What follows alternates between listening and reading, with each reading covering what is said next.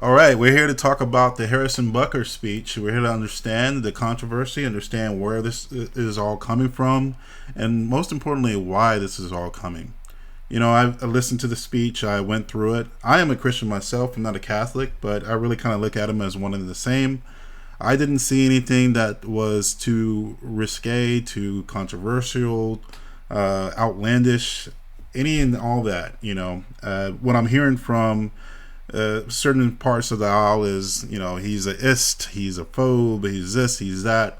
But those folks with those arguments, if everything is racist, if everything is a transphobe, if everything is a ist or whatever, then everything is. So I don't really pay attention to those remarks. But I want to understand exactly what's happening, try to make it make sense in my mind. So today we're going to go through that video. We're going to go through the intro a little bit. We're going to go through some pieces of the controversial pieces of that speech. And we're also going to focus on some parts of it that I find that is not getting the kind of attention that it deserves.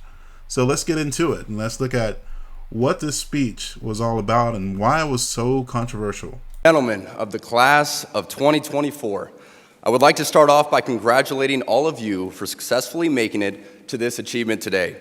I'm sure your high school graduation was not what you had imagined, and most likely neither was your first couple years of college.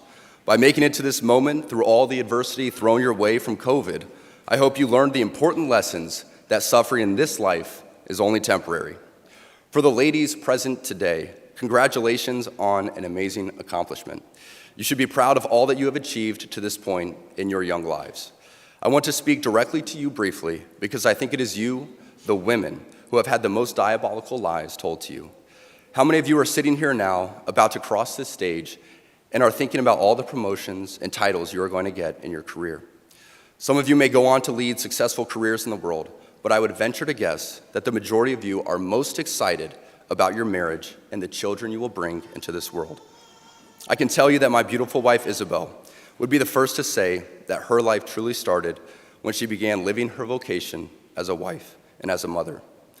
I'm on this stage today and able to be the man I am because I have a wife who leans into her vocation. I'm beyond blessed with the many talents God has given me, but it cannot be overstated that all of my success is made possible because a girl I met in band class back in middle school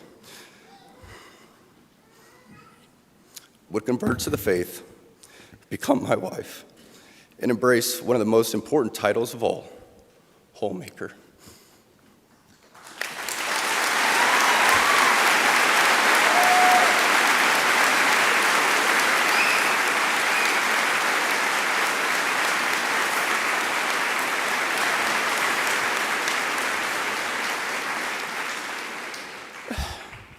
She's a primary educator to our children.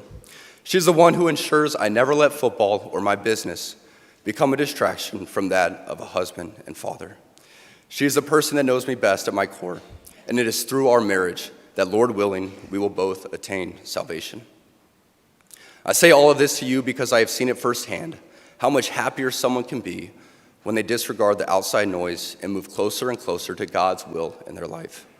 Isabel's dream of having a career might not have come true, but if you asked her today if she has any regrets on her decision, she would laugh out loud without hesitation and say, heck no.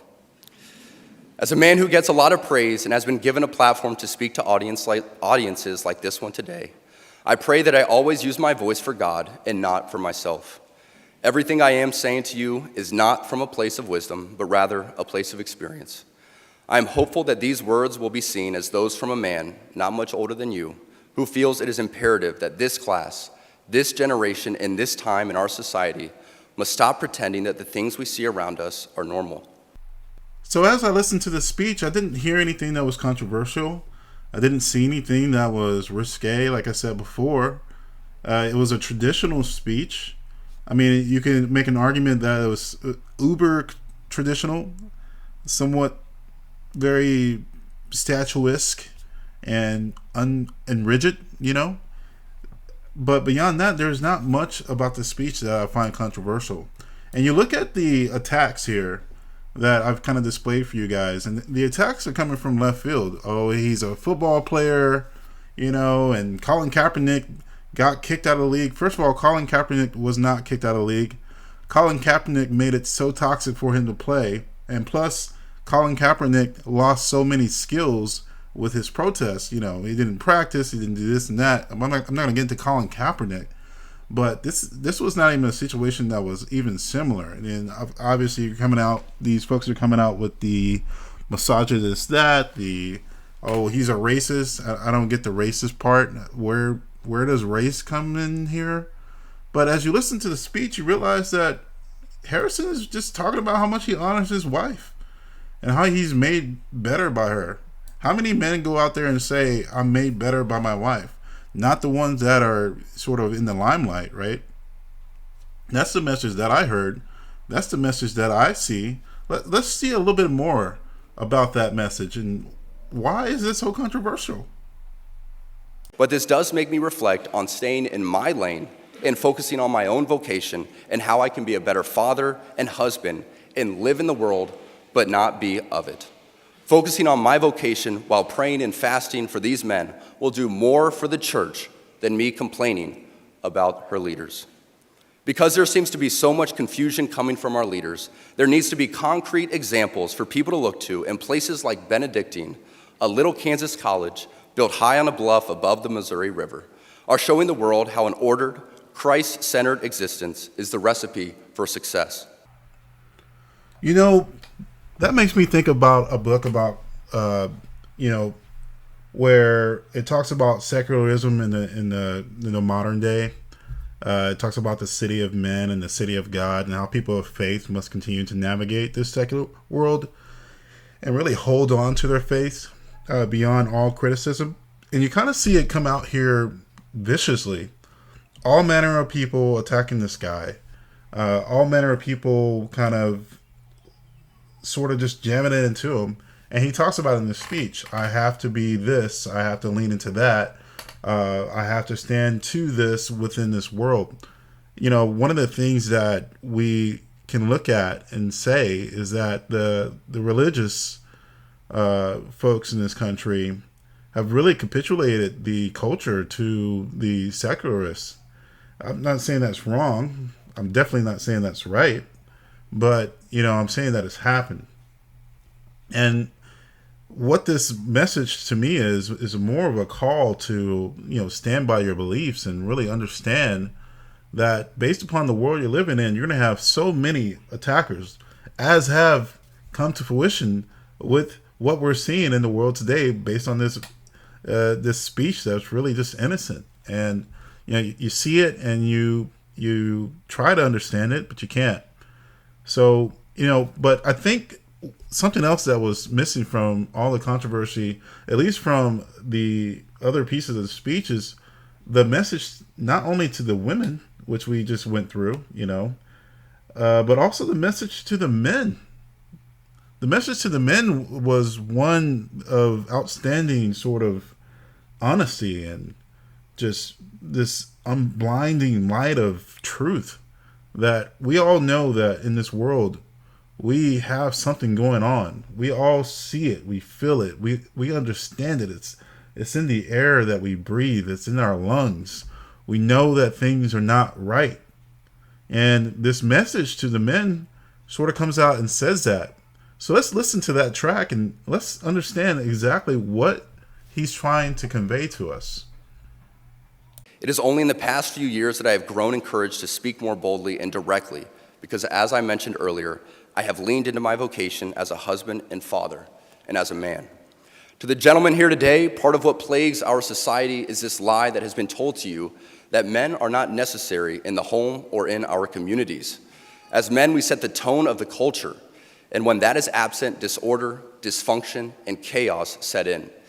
This absence of men in the home is what plays a large role in the violence we see all around the nation.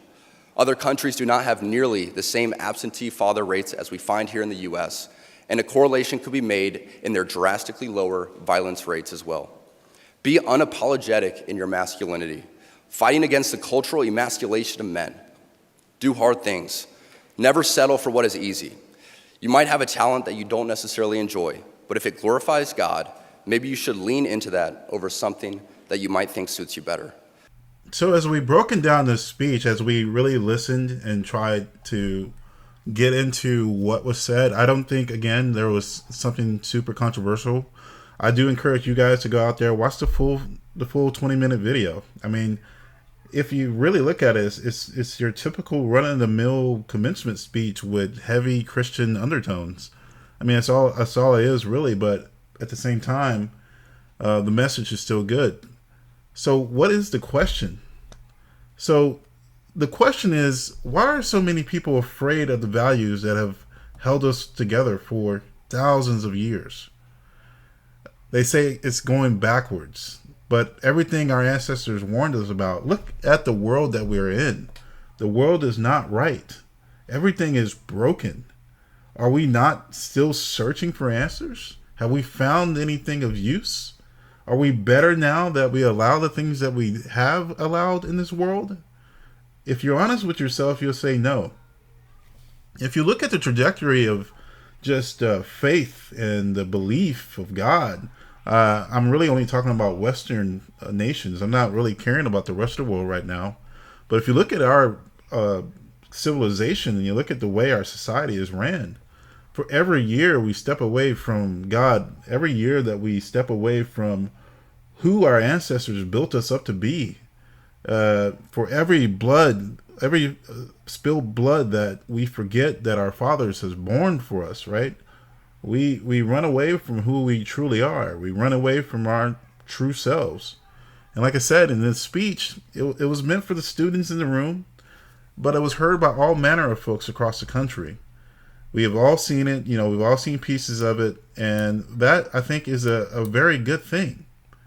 Again, there's this real creeping sense of dread about where we find ourselves in this great nation, about what is good, about our way of life, about what path we should take.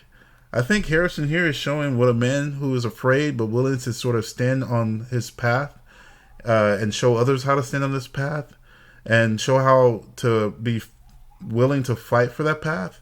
I think that's what he's showing us. In this world of offense and mediocrity, excellence is seen as a threat. I think this speech was of excellence. Although I think, again, it was run of the mill, but it was still, you speak truth, and that's what you get. You get this hard path, and this guy is not afraid to walk down it. And, as a famous clinical psychologist once said, we must be monsters and then learn to control it. I think Harrison Butker here is being a monster. I think his control is impeccable. This guy is not a public speaker, like he said. He's not trying to do anything but speak his truth. What a novel thing to know who you are, right? So anyway, thanks for joining me today on The Right Angle. And remember, stay curious, ask questions, think critically, and you will find the truth.